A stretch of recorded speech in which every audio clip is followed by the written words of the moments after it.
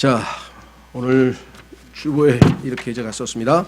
우리는 모두 인생을 살아가며 골짜기의 경험과 산꼭대기의 경험을 하게 되는 바. 그렇죠? 좋을 때도 있고 나쁠 때도 있고 잘 풀릴 때도 있고 안 풀릴 때도 있고 즐거울 때도 있고 슬플 때도 있고. 그래서 그 유명한 흑인들이 하나님 앞에 얼마나 그 노예 생활하면서 고통스러웠겠어요. 그래서 그 불렀던 그 유명한 노래가 있어요. 네. 우리말로 번역이 됐는지는 잘 모르겠어요. 내가 이 중고등학교 시절에 뭐라 그러나 크리스천 학교도 아닌데 그 흑인 연가가 워낙 유명해서 그런지 그 음악 교과서에 실렸더라고요. 거기에 보면 아무도 Nobody knows the trouble I've seen. 내가 겪은 그 고통을 그 누구도 알 수 없네. 그렇죠? 그 내용입니다. 그래서 제가 여러분들을 위로하기 위해서 한번 못 부르는 노래지만 불러볼 테니까 Nobody knows the trouble I've seen. Nobody knows but Jesus. Nobody knows the trouble I've seen. Glory, hallelujah. Sometimes I'm up, sometimes I'm down. Oh, yes, Lord. Sometimes I'm up, sometimes I'm down. Oh, yes, Lord. 이런 겁니다. 그렇죠? 들을 때마다 내가 업 했을 때 이 찬송이 세요. 그러나 다운 됐을 때도 역시 주님은 우리와 함께 하시는 분이시다. 그것이 오늘 설교의 핵심입니다. 그래서 제목을 골짜기에서도 여전히 그분은 우리의 하나님 되시는 분이시다. 그런 내용입니다. 자, 그래서 다시 읽겠습니다. 우리는 모두 인생을 살아가며 골짜기의 경험과 산꼭대기의 경험을 하게 되는 바, 좋은 일이 있을 때는 교만해서 하나님이 필요 없다고 생각하지 않도록 하기 위해, 그리고 나쁠 때에는 불평이나 쓴뿌리를 내지 않도록 하기 위해 하나님께 밀착할 필요가 있습니다. 자, 두 구절 찾겠습니다. 정말 우리 인생에 있어서 도움이 되는 구절인데요. 저희 교회에서는 어마어마하게 자주 찾았던 구절이어서 또 그 구절인가 보다 아마 그러신 분 계실지 모르지만 읽으면 읽을수록 우리에게는 얼마나 도움이 되는지 모르고, 혹시라도 아직 익숙치 않은 분들은 힘들 때 딱 찾아서 읽고 묵상하고 기도하면 얼마나 힘을 얻는지 모르겠습니다. 구약에서 한 구절, 신약에서 한 구절입니다. 저는 정말 평생에 이 구절, 두 구절을 얼마나 자주 읽었고 묵상하고 또 붙들고 기도했는지 모르겠습니다.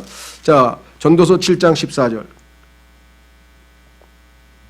전도서 7장 14절. 형통하는 날에는 기뻐하되. 지금 우리는 형통하고 있지 않습니다. 지금은 기뻐할 때는 아니죠. 자, 형통하는 날에는 기뻐하되 역경을 당하는 날에는 깊이 생각하라.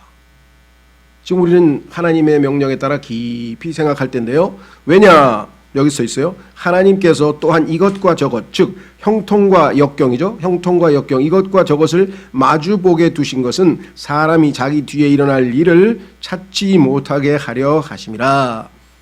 하나님이 무슨 일을 하시는지 모르기 때문에 우리는 철저하게 하나님을 신뢰하는 것 이외에는 다른 것이 없다, 이 말이죠. 자, 이것을 신약 버전으로, 신약에서는 어떻게 해석하고 있는가? 똑같은 내용인데 신약에서는 이렇게 해석을 합니다. 야고보서 5장. 그래서 이 두 구절을 잘 붙들고 힘들고 어려울 때마다, 그래, 하나님 말씀에 지금 내가 역경에 처했으니까 깊이 생각해야 되겠다. 그러면 깊이 생각하면 그 다음에 결론이 뭡니까? 우리는 당연히 기도하게 되죠. 그래서 신약 버전은 깊이 생각하라, 그 표현을 기도하라고 되어 있습니다. 야고보서 5장 13절. 야고보서 5장 13절. 야고보서 5장 13절. 너희 가운데 고난을 당하는 자가 있느냐? 있죠. 그는 기도할 것이요. 깊이 생각하면 뭐예요? 답이 안 나오죠. 우리가 생각한다고 답이 나옵니까? 하나님 앞에 가서 물어야죠. 하나님, 아무리 생각해봐도 이해가 안 됩니다. 그렇죠. 자, 즐거워하는 자가 있느냐? 그렇습니다. 근데 우리는 우리 자아에 도취돼서 즐거워하는 게 아니라 그는 시를 노래할지어다. 하나님께 시를 지어서 찬송을 부르면서 감사하는 것이 우리가 취해야 할 태도다. 그렇습니다. 자, 그래서 오늘은 성경에는 7개의 큰 골짜기들이 있습니다. 이들 골짜기마다 하나님께서 우리와 함께 하십니다. 자, 그러면 첫 번째부터 한번 보겠습니다. 시딤 골짜기. 이것은 성경에서 죄의 골짜기로 알려져 있는데요. 창세기 14장입니다. 죄송합니다. 13장으로 썼네요. 14장으로 고치시고요. 자, 한번 찾아보겠습니다. 창세기 14장.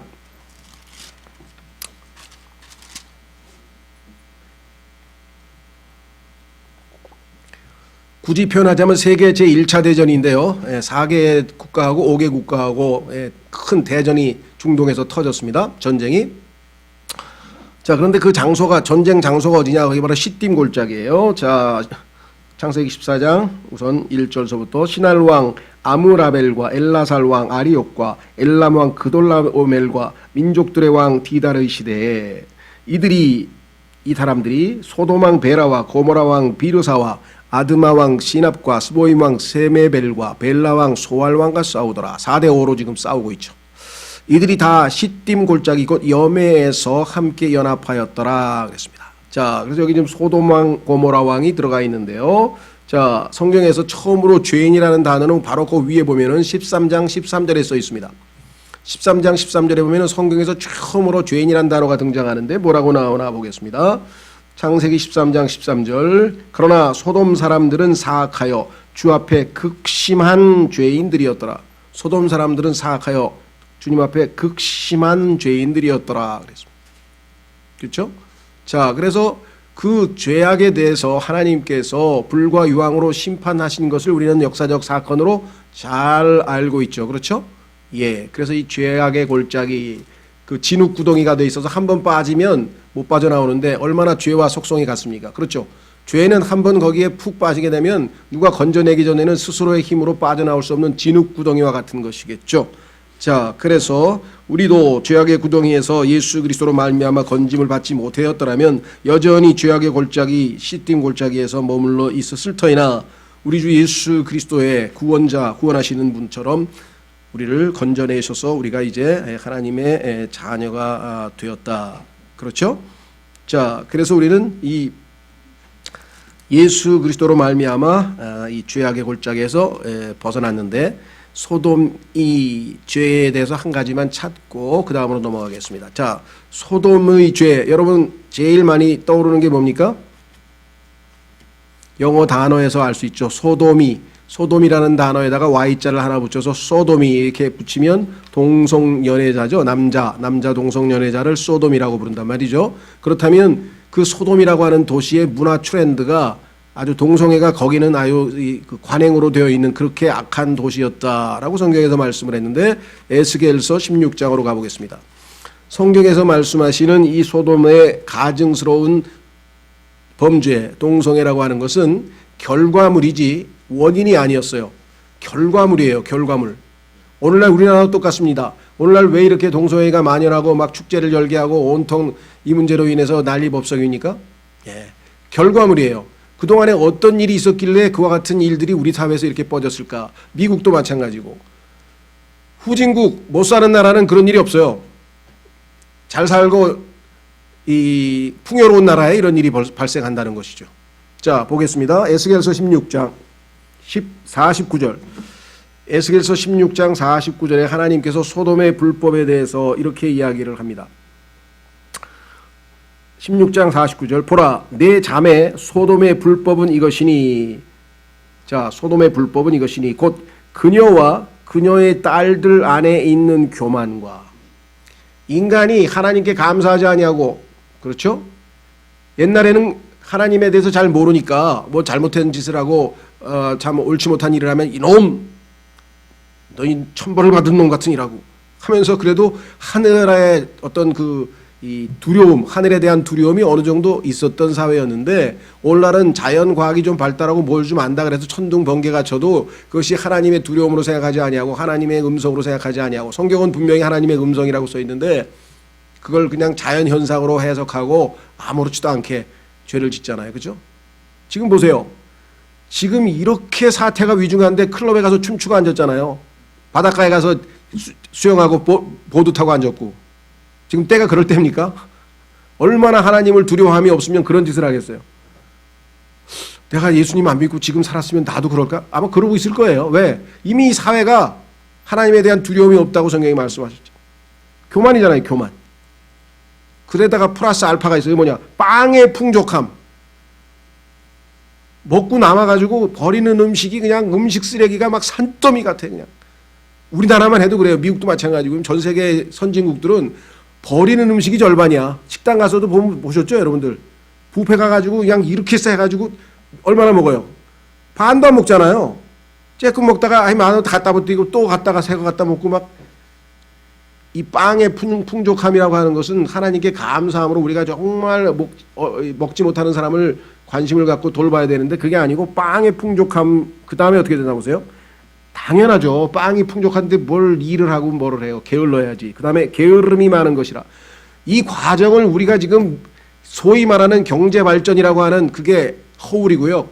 그 속에는 이와 같은 죄악을 향해서 한 걸음 한 걸음 다가가는 것이 지금 진전되고 있었다는 것이에요. 그래서 하나님 말씀을 보면 경제적으로 발전하는 게 그게 좋은 게 아니에요. 거기서 경성하고 깨어있지 아니하고 하면 언제 어느 순간에 우리도 빵의 풍족함을 넘어서 이제 어떻게 됐습니까? 게으름. 얼마나 게으릅니까 지금 우리가. 리모컨 하나 가지고 다 뭐든지 하고 아무것도 안 하려잖아요. 아무것도 안 하려고 그러죠. 예. 미국 사람들은 500m를 가도 차를 타고 가요. 우리나라도 아마 지금 그럴 거야 아마. 마트 가는 사람들 아마 차 가지고 갈 거야 아마 500m 떨어져도. 그렇죠? 왜? 그 편하게 이미 몸이 배버렸어. 자, 그 다음에 어떻게 됐어요? 그녀가 가난한 자와 궁핍한 자의 손을 강하게 하지 아니하였고. 지금 극한적으로 지금 막 어려움에 처해 있는 사람 정말 어마어마하게 많습니다 지금. 그렇죠? 이 풍요로움 가운데에는 반대로 빈익빈 그 다음에 뭐예요? 부익부. 그런 현상이 벌어져서 전 세계 어디에서도 미국에서도 지금 3,000몇 명이나 넘는 사람들이 다 지금 그 굶주린 사람이 있고요. 노숙자도 있고요. 뭐 어마어마해요. 자, 그 다음에 어떻게 됩니까? 그들이 거만하여 이제는 교만을 넘어서 거드름을 펴요. 거만하여 내 인생 내가 사는데 누가 뭐라 그래. 천상천하 유아독전이야. 나 타치하지 마. 이렇게 지금 살고 있습니다. 그래서 어떻게 돼요? 내 앞에서 가증한 짓을 행하였느니라. 감히 하나님 앞에서 이제는 가증한 짓도 아주 천연덕스럽게 하는 세상이 되어서 하나님께서 어떻게 해요? 그래, fool, 너의 죄가 꽉 찼느니라 소돔아 때가 됐다 해서 하늘에서 유황비를 내려서 다 불태워버렸잖아요. 그렇죠? 이때도 지금 우리도 이 시대도 지금 언제 그와 같은 일들이 닥칠지는 아무도 모르는 거라 이 말이죠. 자, 그래서 우리는 죄악의 구렁텅이였지만 우리 주 예수 그리스도께서 나 대신에 죄가 되셔서 죄악을 내 죄들을 다 짊어지시고 십자가에서 죽으셔서 죄악의 구렁텅이에 나와 함께 있으셔서 내 손을 이끌고 나를 구출해내셨습니다. 그렇죠? 우리의 체험이 구원의 체험이 바로 구억의 죄악의 골짜기, 죄의 골짜기에서 벗어난 것이 우리의 신앙생활의 첫 출발이었다. 두 번째로 가면 에스골 골짜기 이름 들어보셨죠? 신명기 1장으로 가면 어떤 일이 벌어졌습니까? 이스라엘 백성들이 이제 곧 출애굽한 다음에 하나님께서 열흘간의 그 여정을 거쳐서 드디어 약속의 땅, 젖과 꿀이 흐르는 땅으로 인도하시려고 딱 얘기를 했더니 불안해진 거야. 과연 우리가 거기 갈 수 있을까? 안 되겠다. 스파이, 정탐꾼이라도 한번 보내보자. 하나님은 지금 주신다고 약속을 했으면 믿고 들어가면 되는데 불안하니까 정탐꾼 좀 보내보자고 그렇게 불안해하고 있어요. 결단을 못 내리고 있어요. 우리 신앙생활 안 그렇습니까? 하나님께서 야 내가 그러면 매번 주일날 교회 가면 난 언제 취미생활 하지? 그날 나 가게 문 열어야 되는데 어떡하지? 거기서부터 시작해가지고 헌신을 못해요. 헌신을. 결단을 내리질 않는 거예요. 내 몸을 살아있는 이 몸을 산 몸을 하나님께 희생물로 바쳐서 그때부터 하나님께서 나를 통해서 역사하시는 것이 신앙생활인데 첫 단추인 헌신을 안 하는 거예요. 몸을 하나님께 드리질 않는 거예요. 자, 신명기 1장으로 가보겠습니다. 신명기 1장 21절 보라 주 내 하나님께서 이 땅을 내 앞에 두셨은즉 주 내 조상들의 하나님께서 내게 말씀하신 대로 올라가 그것을 소유하라. 두려워하지 말라. 낙담하지 말라. 소유하라. 두려워하지 말라. 낙담하지 말라. 그러면 어떻게 돼야 돼요? 가면 되는 거 아니에요. 그러면 어떻게 했어요? 불안했어. 그래서 어떻게 했어요? 22절 너희 각 사람이 내게로 가까이 나와 이르되 우리가 사람들을 우리보다 먼저 보내어 우리를 위해 이 땅을 탐지하게 하고 우리가 마땅히 어느 길로 올라가야 할지 또 어느 도시로 들어가야 할지 우리에게 말을 다시 전하게 하리이다 하기에 그래도 무대포로 어떻게 들어갑니까? 좀 정탐이라도 좀 해야 되지 않겠습니까? 이렇게 얘기를 해서 어떻게 했는가? 모세도 그 말에 혹했죠. 내가 그 말을 매우 기쁘게 여겨 너희 중에서 각 지파에서 한 사람씩 12사람을 취하며 그들이 돌이켜 산에 올라가서 에스골 골짜기에 이르러, 두 번째 골짜기 에스골 골짜기, 에스골 골짜기를 그곳을 탐지하고 그 땅의 열매를 손에 취해 우리에게 가지고 내려와 우리에게 말을 다시 전하며 이르되 그곳은 주 우리 하나님께서 우리에게 주시는 좋은 땅이라 하였느니라. 그런데도 어떻게 했어요? 그럼에도 불구하고 너희가 올라가려 하지 아니하고 주 너희 하나님의 명령을 거역하며 너희 장막 속에서 불평하며 이르기를, 명령을 거역하며 불평하여 이르기를 주께서 우리를 미워하셨으므로 아모리 족속의 손에 넘겨 멸하시려고 우리를 이 두 땅에서 데리고 나오셨도다. 하나님 아까 주셨다 그랬죠. 소유하라 그랬죠. 소유하라, 두려워하지 말라, 낙심하지 말라 그랬는데 우리를 가가지고 다 망하게 해서 죽이시려고 하나님께서 이끌어내셨습니까? 그렇게 생각을 했어요. 자, 여러분 어떠세요? 신앙생활하면서 중요한 결단을 내야 될 그 순간 제대로 결단 내립니까? 예. 어떤 형제들은 정말 좋은 조건에 그런 결혼할 상대가 나타났는데 보니까 구원받지 않고 하나님을 믿지 않는 사람이야. 그래서 결단을 하고 포기를 한 거죠. 요셉은 어땠습니까? 보디발의 아내가 자신을 유혹했을 때 그 순간에 어떻게 했어요? 유혹에 얼마든지 젊은 청년이 넘어갈 수 있었지만 결단을 하고 나는 하나님께 죄를 짓지 않겠다 하고 단호하게 도망을 쳤죠. 그렇죠? 우리도 신앙생활에 있어서 결단을 해야 될 순간들이 얼마나 자주 있는지 모르겠습니다. 직장을 선택할 때, 결혼 배우자를 선택할 때, 그 다음에 헌신할 때, 그 이외에도 자신의 삶에서 결단을 내려야 될 그 순간에 하나님의 말씀대로 소유하라, 두려워하지 말라, 낙담하지 말라는 말씀을 믿고 순종하고 젖과 꿀이 흐르는 그 땅으로 들어갔으면 얼마나 큰 축복을 누렸겠는가. 그러나 거기에서 하나님을 의심하고 두려워하고 결국은 40년간의 그렇죠? 훈련 기간을 똑똑하게 치를 수밖에 없었던 상황에 놓였다 그랬습니다. 자, 그래서 우리는 결단의 골짜기에 계신 하나님을 신뢰하자. 그래서 믿음으로 선한 결단을 내리는 것이 우리의 신앙생활이다 그랬습니다. 세 번째 골짜기의 이름은 기드론 골짜기라고도 하고 때로는 여호사밧 골짜기라고 하는 골짜기인데 이 골짜기는 고통의 골짜기입니다. 무엇보다도 우리 주 예수 그리스도께서 겟세마네 동산으로 들어가는 입구에 있었던 바로 그 골짜기인데요. 요한복음 18장 1절로 가보겠습니다. 요한복음 18장 1절. 요한복음 18장 1절.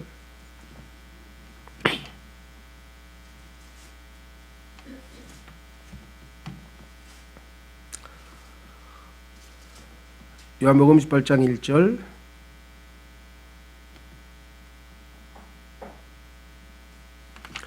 예수님께서 이 말씀들을 하시고 자기 제자들과 함께 기드론 시내 너머로 나아가셔서 자기 제자들과 함께 거기에 있어 동산으로 들어가시니라. 겟세마네 동산으로 들어가는 입구에 있었던 바로 이 기드론 골짜기는요, 예수님께서 겟세마네를 앞에 두고 있었던 그 고뇌, 죽음을 앞에 두고 하나님과 아주 사생결단의 기도를 3번이나 하셨죠. 그리고 모든 것을 내려놓고 내 뜻대로 마옵시고 아버지의 뜻대로 하옵소서라고 하는 그 참으로 결단을 내렸던 바로 그 순간이었습니다. 그렇죠? 그런데 이 기드론 골짜기는 성경에 보니까 어떤 골짜기인가? 마태복음 25장에 보면은 예수님께서 재림하셔서 영광의 왕좌에 앉으셔서 이제 민족들을 심판하셔서 양과 염소로 분류하시는 작업이 있죠. 그때 심판, 그 민족들을 심판하셔서 양과 염소로 나누는 그 심판 자리, 그 장소가 바로 이 여호사밧 또는 기드론 골짜기라고 성경에 나와 있습니다. 그렇죠? 자, 그리고 놀랍게도 삼손과 사무엘과 야고보와 압살롬의 무덤이 있는 장소입니다. 자, 여기서 우리가 알 수 있는 것은 이 고통의 골짜기에서, 즉 고통의 순간에도 성경에 따르면 예수님께서 기도하실 때에, 애써 기도하실 때에 천사가 와서 그의 수종을 들더라. 그러니까 정말 우리가 극심한 고뇌 가운데 있을 때에도 여전히 주님께서 함께 임재해 주고 계신다라고 하는 것을 우리가 알 수 있고, 궁극적으로는 주님께서 이 땅에서 민족들을 심판하셔서 이제 모든 이방인들을 이제 심판할 자들을 심판하시고 그 다음에 그들을 예수 그리스도를 소망하고 바라는 그러한 새로운 이방인 즉 민족으로 또 천년왕국의 백성으로 삼으실 곳이 바로 이곳이다. 그래서 우리는 고통과 어려움에 있어서도 여전히 함께 하시는 주님, 우리가 잘 아는 것처럼 사도행전 14장 22절에 우리는 반드시 많은 고난을 통과하여서 그 다음에 하나님의 왕국에 들어가야 되리라 그랬습니다. 그럴 수밖에 없는 것은 지난 시간에 우리가 또 이 고통과 고난의 목적에 대해서, 이유에 대해서 우리가 살펴봤을 때 잘 설명했기 때문에 여러분들이 이 문제에 대해서는 충분히 잘 배웠으리라 이렇게 생각을 합니다. 우리는 성도로 부르심을 받았다 이렇게 성경에 써 있습니다. 그래서 우리가 성도가 되었죠. 그래서 성도답게 거룩한 삶을 살라고 해서 지금 열심히 성화의 길을 걷고 있습니다. 그런데 성경에 보니까 우리를 또 예수님께서는 어떤 목적으로 부르셨냐 그랬더니 고난의 목적으로, 예수님께서 받으신 그 고난의 길, 비아 돌로로사, 그 고난의 길을, 그 본을 받아서 예수님의 발자취를 따라오게 하려고 부르셨다. 고난을 받게 하려고 부르셨다. 여러분 생각해 보셨어요? 그 고난을 받아야만 우리가 어떻게 됩니까? 정결하게 되고 성화의 길을 갈 수가 있죠. 성경에 보니까 고난을 당한 자가 죄에서 그쳤느니라. 죄를 안 짓는 방법은 고난을 당하는 것밖에 없습니다. 궁극적으로는 죽음이죠. 죽은 자는 죄를 지을 수가 없죠. 그래서 우리의 옛사람을 십자가에 못 박으신 것 아니겠습니까? 그렇죠. 자, 그래서 우리는 고난의 골짜기, 고통의 골짜기에서도 여전히 주님을 만나고 주님이 함께 하시고 우리와 함께 고통을 나누신다. 그래서 성경에서 뭐라고 했느냐? 그리스도의 고통에 참여한다 그랬어요. 자, 주님이 함께 하시지 않으면 우리가 어떻게 그분과 함께 참여하겠어요? 그 구절 찾고 4번으로 가겠습니다. 빌립보서 3장. 빌립보서 3장으로 가시면 우리는 이 땅에서 그리스도의 고통에 참여하는 자가 됩니다. 그래야만 우리가 주님을 바라보고 나아갈 수가 있습니다. 빌립보서 3장 7절. 그러나 무엇이든지 내게 이득이던 것들을 곧 그것들을 내가 그리스도를 위하여 손실로 여겼으며 참으로 확실히 모든 것을 손실로 여김은 그리스도 내 주 예수 내 주를 아는 지식이 뛰어나기 때문이라. 내가 그분을 위하여 모든 것에 손실을 입고 그것들을 단지 배설물로 여김은 내가 그리스도를 얻고 율법에서 난 내 자신의 의가 아니라 그리스도의 믿음을 통한 의 곧 믿음으로 말미암아 하나님에게서 난 의를 소유한 채 그분 안에서 발견되려 함이라. 이것은 내가 그분의 죽으심과 일치하게 되어 그분과 그분의 부활의 권능과 세 번째 그분의 뭐요? 그분의 고난에 참여하는 것을 알고자 하며 어찌하든지 내가 죽은 자들의 부활에 도달하려 함이라. 그분의 고난에 참여하는 것은 우리가 예수 그리스도의 부활에 도달하는 과정 중에 필수적으로 들어있는 과정이란 사실을 우리가 잊지 말고, 그러나 참여한다는 얘기는 그분과 함께 가는 거잖아요. 그렇죠? 뭐라 그랬습니까? 예수님께서 너희는 내 멍에를 메고 나를 따르라 그랬잖아요. 함께 주님과 함께 십자가를 지고 따라가는 것, 주님이 임재하고 계신다. 고난의 골짜기에도 임재하시는 주님. 네 번째, 엘라 골짜기라고 하는 것은 전쟁의 골짜기인데요. 이것은 다윗과 골리앗의 싸움이 벌어졌던 장소입니다. 사무엘상으로 가보겠습니다. 사무엘상으로 가면 다윗과 전쟁의 장소죠. 사무엘상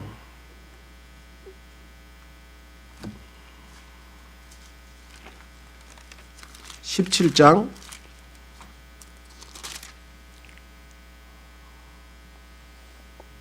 1절.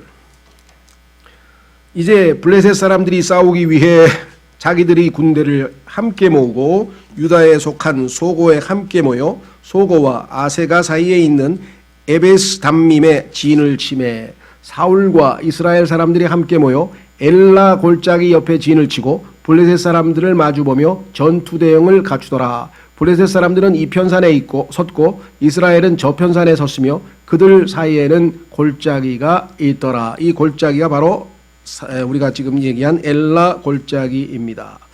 자, 적그리스도와 마귀를 예표하고 있는 이 골리앗을 대적해서 예수 그리스도를 예표하는 다윗이 하나님의 능력과 이름으로 나아가 싸워서 승리하게 된 것을 우리가 보았죠.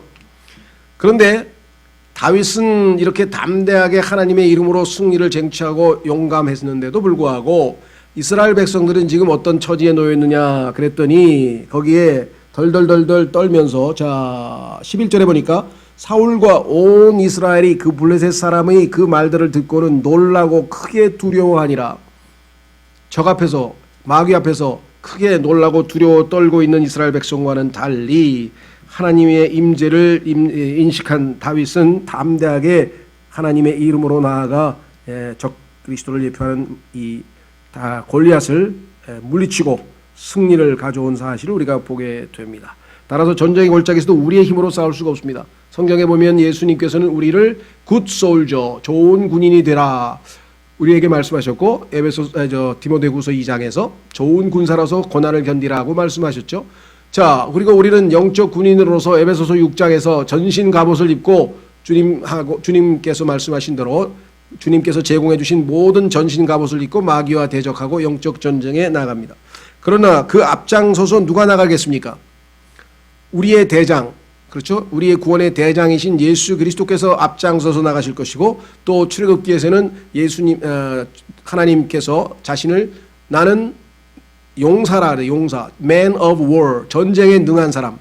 그래서 예수 그리스도와 하나님께서 우리를 앞서 가셔서 모든 대적들을 물리치고 우리는 그분의 전신 갑옷을 입고 따라가는 것이죠. 자, 그래서 우리는 그 전쟁의 상황에서도 전투의 상황에서도 치열한 영적 싸움의 상황에서도 우리는 우리의 구원의 대장이신 예수 그리스도께서 우리와 늘 함께 하시기 때문에 이스라엘 백성처럼 놀라고 크게 두려워하는 일이 아니라 담대하고 용기 있게 용기 백백하게 전쟁에 임하고 승리할 수 있다. 다섯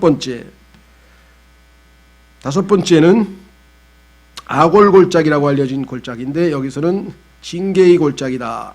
이스라엘 백성들이 여러분도 아시다시피 여리고성을 무너뜨리고 승승장구해서 정말 아주 그냥 용기 백백하게 탁 해가지고 들어가서 두 번째 전쟁을 치르는 아이 전투에서 처참하게 패했어요.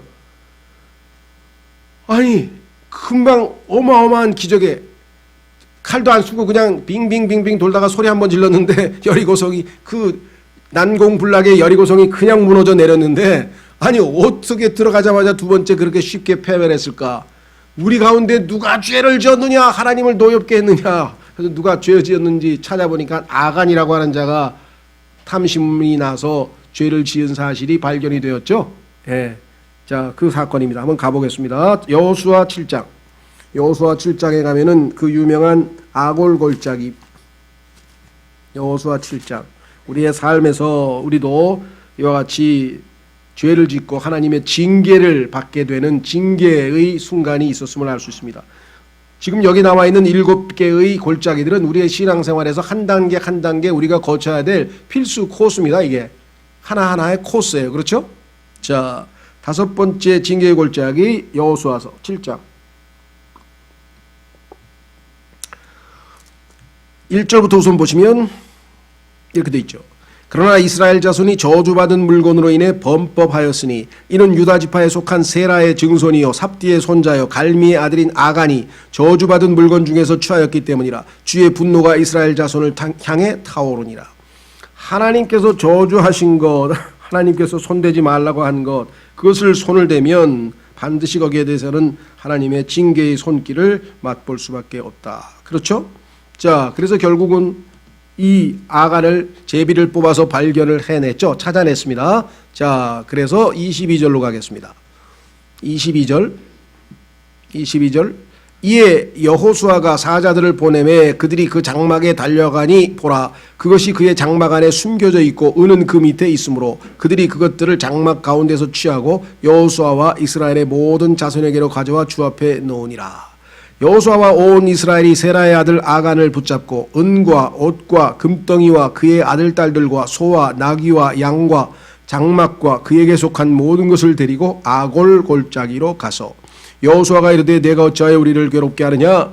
주께서 이날 너를 괴롭게 하시리라 하매 온 이스라엘이 그를 돌로 치고 그들을 돌로 친 뒤에 불로 태우며 그의 위에 돌무더기를 크게 쌓아 이날까지 이르게 하였더라. 이에 주께서 자신의 맹렬한 분노에서 돌아서시니 그러므로 그곳의 이름을 이날까지 아골 아골골짜기라 하였더라. 아골골짜기는 죄에 대해서 하나님께서 징계하신 것이고 그 죄의 원인을 제거하였더니 하나님께서 분노를 다 푸셨죠. 분노를 푸셨던 바로 그것이었습니다. 우리도 하나님을 화를 내게 만들면, 하나님을 거역하고 분노하게 하면 거기에 대해서 하나님께서는 회초리를 통해서 우리를 징계하시고, 그래서 우리가 바로 잡힐 때 비로소 하나님의 분노가 가라앉는다 그랬습니다. 이스라엘 백성 전체가 아간이라고 하는 한 죄인 때문에 다 함께 징계를 받은 것이에요. 가족도 마찬가지입니다. 한 사람으로 말미암아 하나님의 징계가 있을 수 있고, 교회도 마찬가지입니다. 한 사람의 죄로 말미암아 전체가 다 함께 징계받을 수가 있고 그렇습니다. 이 국가도 마찬가지예요. 특히 위정자 한 사람이 하나님 앞에 교만하게 되면, 대표적인 사람 가다피를 포함해서 이라크의 후세인을 포함해서 이디 아민을 포함해서 등등등등 얼마나 그 사람들 한 사람으로 인해서 전 국민이 다 고통을 당했는지 우리가 잘 알 수 있죠. 따라서 우리는 이 징계의 골짜기에서도 여전히 하나님께서 함께 하셔서 우리가 마음을 돌이켜서 회개하고 징계의 원인을 제거하면 그 임재하신 하나님이 진노를 푸시고 다시 인도하시기 시작하신다라고 하는 사실을 우리는 잘 깨달아야 되겠습니다. 자, 이제 우리는 6번째로 가겠습니다. 자, 6번째는 좀 골짜기의 이름이 긴데요. 흰놈의 아들의 골짜기 이렇게 이름이 붙어 있어요. 자, 우선 어디로 가냐? 레위기로 가보겠습니다. 레위기가 아니라 예레미야 19장. 예레미야 19장에 가서 흰놈의 아들의 골짜기라고 하는 이름을 한번 일단 성경에서 확인해 보도록 하겠습니다. 자, 이 흰놈이라고 하는 단어에서 그 유명한 지옥이라는 단어 게헨나라고 하는 단어가 나왔는데요. 게헨나 히브리어죠. 자, 우선 흰놈의 아들의 골짜기라는 이름이 붙었는데 한번 그 상황을 살펴보도록 하겠습니다. 19장 1절서부터 보겠습니다. 19장 1절서부터 주께서 이같이 말씀하시되 가서 토기장이의 질그릇 병 하나를 취하고 백성의 원로들과 제사장들의 원로들 중에서 몇 사람을 데리고 동문 어귀 곁에 있는 흰놈의 아들의 골짜기로 가서 내가 네게 이를 말들을 거기서 선포하여 이르되 오 유다의 왕들과 예루살렘 거주민들아 너희는 주의 말씀을 들어라. 만군의 주 곧 이스라엘의 하나님이 이같이 말하노라. 보라 내가 이곳에 재앙을 가져오리니 그것을 듣는 자가 누구든지 그의 귀가 울리리라. 그들이 나를 버리고 이곳을 멀리하였으며 그것 안에서 자기들과 조상들과 유다의 왕들이 알지 못하던 다른 신들에게 분향하였고 무죄한 자들의 피로 이곳을 채웠느니라. 이와 같이 엄청난 죄악을 저질러서 하나님께서 이 골짜기에서 뭐라고 말씀하시는가? 5절 그들의 죄악이 또 있습니다. 또한 그들이 바알의 신당들을 건축하고 자기 아들들을 불로 태워 바알에게 번제 허물로 바쳤거니와. 하나님이 철저하게 금하신 거죠. 율법에서 절대로 사람은 제물을 바칠 수가 없다 그랬는데 그것은 내가 명령하거나 말하거나 생각한 바가 아니니라. 하나님이 하지 말라고 하나님이 생각이 아닌 것을 저질렀어요. 그러므로 보라 날들이 이르리니 다시는 이것을 도벳이라 하거나 흰놈의 아들의 골짜기라 하지 아니하고 사륙 골짜기라 하리라. 주가 말하노라. 내가 이곳에서 유다와 예루살렘의 계획을 무효가 되게 하고 그들로 하여금 그들의 원수들 앞에서 칼에 쓰러지게 하며 또 그들의 생명을 찾는 자들의 손에 쓰러지게 하고 그들의 사체를 하늘의 날짐승들과 땅의 짐승들에게 먹이로 주며 또 이 도시를 황폐하게 만들고 비웃음거리가 되게 하리니 그것의 모든 역병으로 인하여 그 곁을 지나는 자마다 놀라고 비웃으리라. 이와 같이 어마어마한 하나님의 심판이 임하게 되어서 이 골짜기의 이름을 사륙의 골짜기라. 얼마나 많은 사람이 죽었는지 이제는 더 이상 흰놈의 아들의 골짜기라고 부르지 말고 아예 사륙의 골짜기라고 부르라고 하나님께서 말씀을 했죠. 자, 이와 같이 죽음이 임재한 곳에서도 우리는 함께 하시는 주님을 바라볼 수 있습니다. 골짜기의 하나님이신 것처럼 죽음 사망의 골짜기에도 여전히 주님은 우리와 함께 하신다. 자, 다니엘서 3장으로 가보겠습니다. 다니엘서 3장에 가보면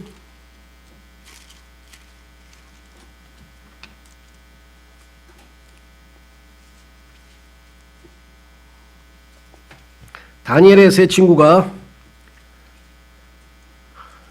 그 느부갓네살이 만든 형상에 절하지 아니하여서 결국은 그들이 이제 용광로 한가운데로 내 던져졌죠. 예, 그래서 이제 그 상황에서 이렇게 되어 있습니다.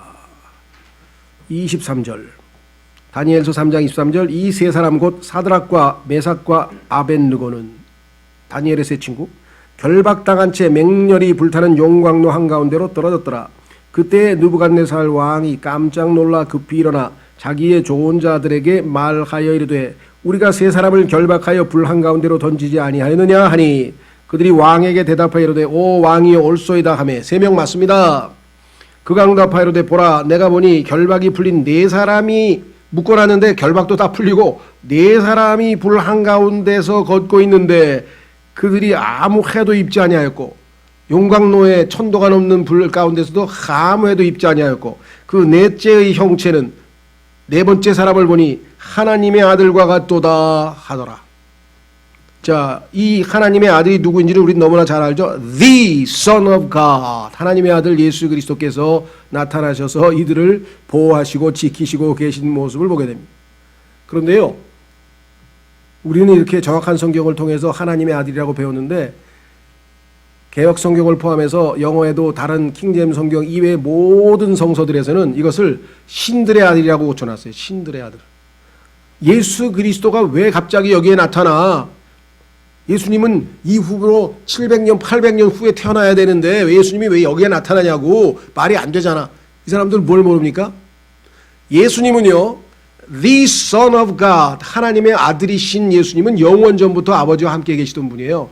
그런데 그 아이로서 이 땅의 인간으로서 아이로서 태어나서 인간의 몸을 입었을 뿐 존재하시기는 영원 전부터 하나님과 항상 함께 계셨던 분이시잖아요.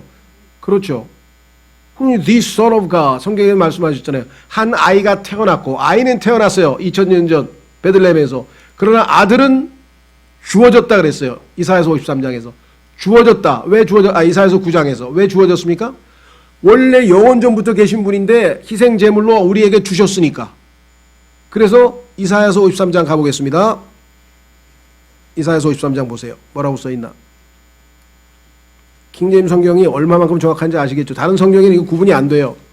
지금 하나님의 아들을 신들의 아들로 혼동을 하면 어떻게 됩니까? 신들의 아들하고 하나님의 아들이신 분하고 같겠습니까?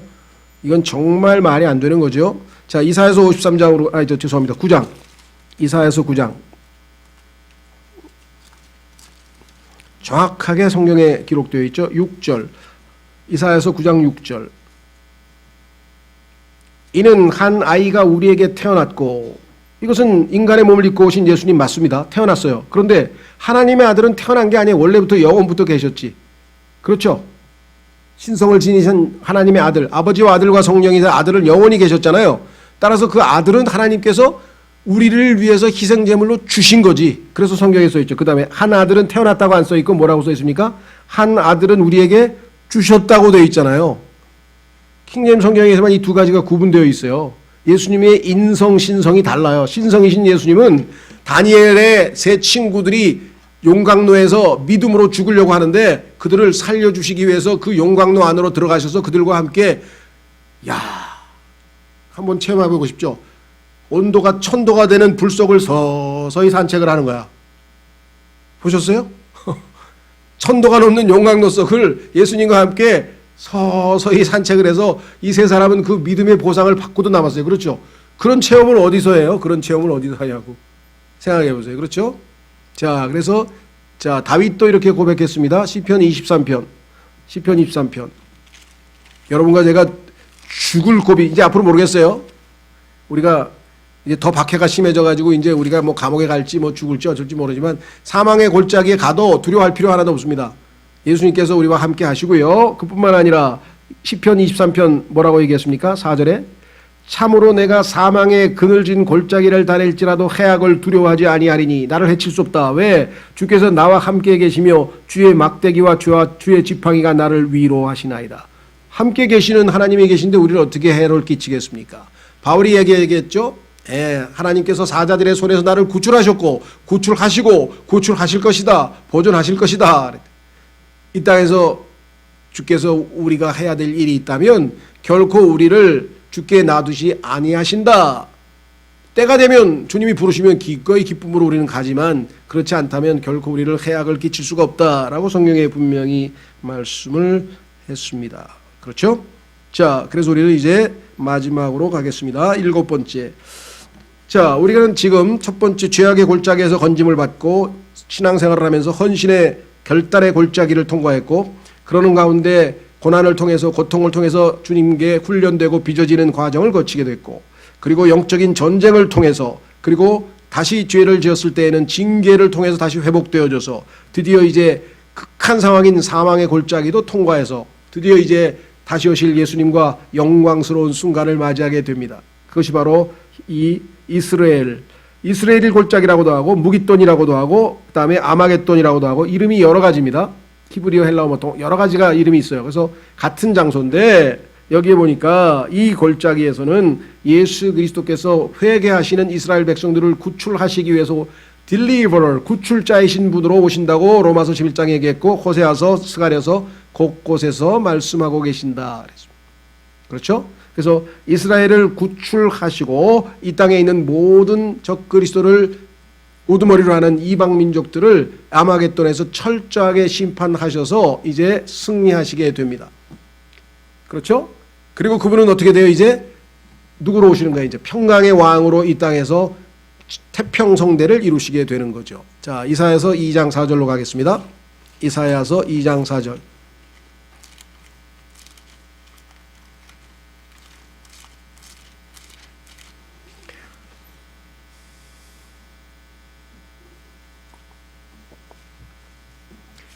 아마겟돈 골짜기, 무깃돈 골짜기에서 이제 우리는 예수 그리스도를 왕으로 보시게 돼요. 왕. 이제까지는 구원자이시죠. 우리의 신랑이시고, 그렇죠? 예, 이제는 만왕의 왕이신 예수 그리스도를 모시게 된다 이 말입니다. 이사야서 2장 2절. 이사야서 2장 2절. 마지막 날들의 주의 집의 산이 산들의 꼭대기에 굳게 세워지며 작은 산들 위로 높여지리니 모든 민족들이 그곳으로 흘러 들리라. 자, 주의 산이 있는 곳으로 다 모든 민족들이 옵니다. 그 중에서 대통령, 소위 말하는 대표들이 오겠죠. 지금 유엔의 대표들이 모이듯이 대표들이 다 몰려들겠죠. 민족들의 대표들이. 많은 백성들이 감에 이르기를 너희는 오라. 우리가 주의 산에 오르고 야곱의 하나님의 집에 이르자. 그분께서 자신의 길들을 우리에게 가르치실 터인즉. 이제 이방 민족들도 예수님에게 소망을 두고 예수님의 가르침을 받는 거예요. 이제 드디어 이런 날이 와요. 오늘날 어떻습니까? 이방 민족들이? 모르겠어요. 세상 사람들 중에서 좀 자기가 지성인쯤 되고 또 교양을 갖췄다 그래서 그래도 성경은 그래도 서양 철학의 근간인데 한번 읽어야지 하면서 뭐 극적 읽든지 아니면 뭐 자기 서가에 꼽아놨겠지만 이때가 되면 예수 그리스도의 말씀을 듣기 위해서 그분을 찾아올게 된다고 성경에 말씀했죠. 그분께서 자신의 길들을 우리에게 가르치실 터인즉 우리가 그분의 행로들로 걸으리라 하리니 이는 법이 시온에서 나아가며 주의 말씀이 예루살렘으로부터 나아갈 것이기 때문이라. 자, 이전에 이러한 통치가 있기 직전에 어떤 일이 있나 보세요. 4절. 그가 민족들 가운데 심판하며, 이게 지금 우리가 7번째 아마겟돈 골짜기에서 이루어진다 이거죠. 그가 민족들 가운데 심판하며, 그래서 아까 얘기했던 마태복음 25장에 모든 민족들을 이제 심판하시게 되겠죠. 자, 그가 민족들 가운데서 심판하며 많은 백성들을 꾸짖으리니 그들이 자기들의 칼을 쳐서 보습을 만들고 자기들의 창을 쳐서 가지치는 낫을 만들리라. 민족이 민족을 치려고 칼을 들지 아니하고 그들이 다시는 전쟁을 배우지 아니하리라. 그러니까 거기 이사야서 2장 4절에 있는 중간 구절 보세요. 보세요. 그들이 자기들의 칼을 쳐서 보습을 만들고 자기들의 창을 쳐서 가지치는 낫을 만들리라. 민족이 민족을 치려고 칼을 들지 아니하고 그들이 다시는 전쟁을 배우지 아니하리라. 이것은 지금 뉴욕에 있는 유엔 본부 앞에 이사야의 벽이라 그래가지고 안전보장이사회에서 우리는 이 목표를 이루겠다. 전쟁을 끝나게 하겠다라고 해서 이 성경 구절을 거기다가 써놨어요. 우리 강대상보다 더 넓은 대리석에다 쫙 해가지고 이사야서 2장 4절 구절을 써놨는데 그게 안전보장이사회의 힘으로 될 일입니까? 예수님이 오셔서 하시겠다는 거예요. 평강의 왕이신 The Prince of Peace, 평강의 왕이신 예수님께서 오셔서 하시겠다는 거예요. 어떻게? 예수님을 대적하는 모든 민족들을 아마겟돈에서 다 심판하시고, 그런데 심판의 대상이 되는 자들이 자기들이 이거를 꿈꾸고 이루겠다고. 그러니까 수요일날 우리가 했던 것처럼 뭐예요? 하나님께서 하늘에서 어떻게 한다고요? 비웃으심이요. 아이 네가 어떻게 이 평화를, 이것을 너희 힘으로 어떻게 이룰 건데, 어떻게 이루자고 의논하다가 너는 유엔에서도 밤낮 싸우잖아. 근데 어떻게 평화를 이룰 건데. 그렇죠. 자, 그래서 마지막 골짜기를 통과하게 되면 우리는 드디어 예수님과 함께 왕노릇하는 영광스러운 자리에 가게 되면 당연히 우리는 어떻게 하겠습니까? 주님을 찬양하겠죠. 자, 마지막은 역대하 20장으로 가겠습니다. 이제 마지막 마무리입니다.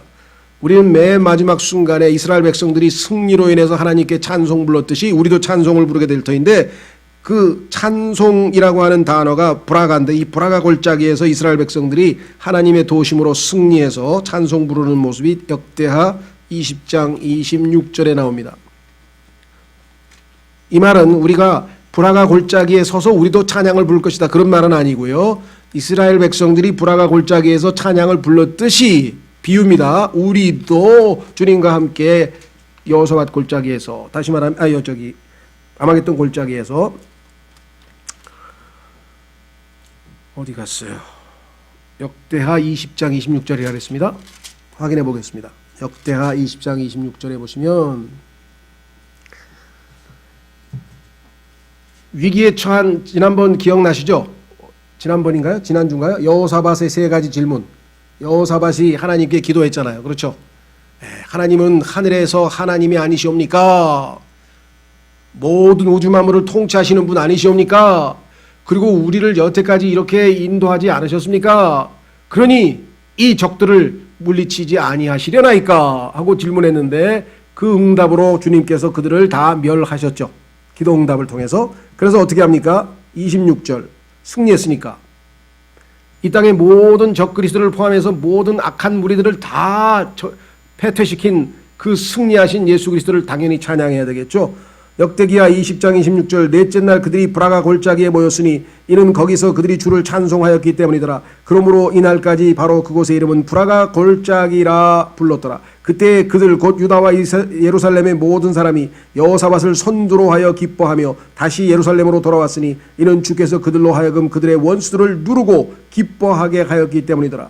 그들이 비파와 하프와 나팔을 연주하며 예루살렘에 이르러 주의 집으로 가니라. 그 지역들의 모든 왕국이 주께서 이스라엘의 원수들과 싸우셨다는 것을 들을 때 하나님의 두려움이 그들에게 임하였더라. 이처럼 여호사밧의 영토가 평온하였더라. 그의 하나님께서 사방에서 그에게 안식을 주셨더라.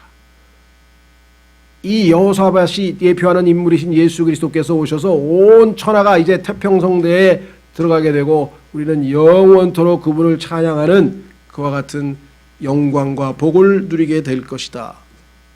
우리는 아무리 힘든 어려운 골짜기들을 지날지라도, 심지어는 사망의 골짜기를 지날지라도 두려워하지 아니하고 우리와 함께 하시는 골짜기의 하나님이신 예수 그리스도를 신뢰하자.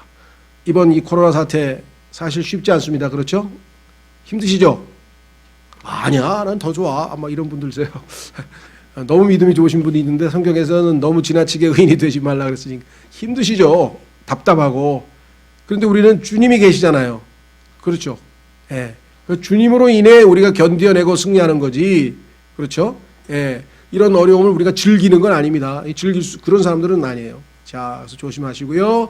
시간에 이제 오늘 주신 말씀을 통해서 주님, 제가 지금 인생의 7 골짜기 중에서 어느 골짜기에 와 있는지 모르겠습니다. 그러나 내가 높은 산에 올라갈 때도 하나님을 기뻐하고 찬양하지만 산에 있지 않고 이런 골짜기에 처했을지라도 우리는 끝까지 우리와 함께 하시는 주님을 신뢰하겠습니다. 이와 같이 우리의 마음을 하나님께 드리는 기도를 드리겠습니다.